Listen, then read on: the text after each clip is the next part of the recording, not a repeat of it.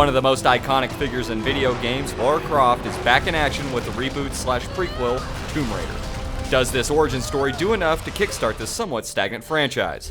I hate tombs. A young Lara Croft and her archaeological crew aboard the Endurance set out in search of the island, the Dragon's Triangle. A violent storm finds them first, separating the crew on the island and leaving Lara to fend for herself. She is quickly in over her head and must find a way to not only survive, but to rescue her friends. Thank God you're alive. The character progression throughout the game is done remarkably well. Lara learns how to use new weapons and tools as you would expect, but her character subtly changes throughout the course of the game's 12 to 15 hours. Please come and get me. I have to stay here. You can do this, Lara.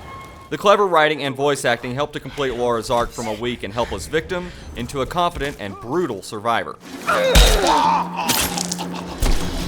For her survival, Lara relies on some impressive weapons and skills. A shotgun, handgun, and rifle are found along the way, and are upgradable with more powerful attacks and abilities. They feel great to use, and each has a purpose in combat. Lara's main tool, instead of her double pistols like before, is the ridiculously fun bow. Being able to take out a crew of enemies silently is a real blast, and with the later upgrades, some real damage can be dealt.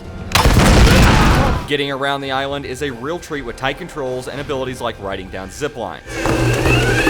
Along with the intense action sequences that will have Lara falling down a mountainside or running away from a crashed plane, the game slows down long enough for players to catch their breath with some clever, if somewhat easy puzzles.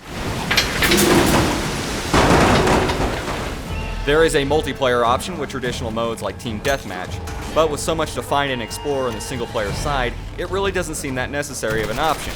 But there is some fun to be had for those begging for multiplayer. Better luck next time. Lara's journey from a tortured victim to a true badass is an absolute joy to take part in.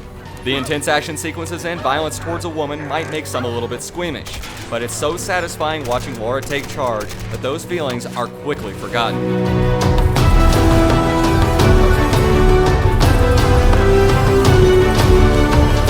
Easily the best in the series, and right up there with Uncharted and Nathan Drake, Tomb Raider is a brilliant step in the right direction for this long-running series.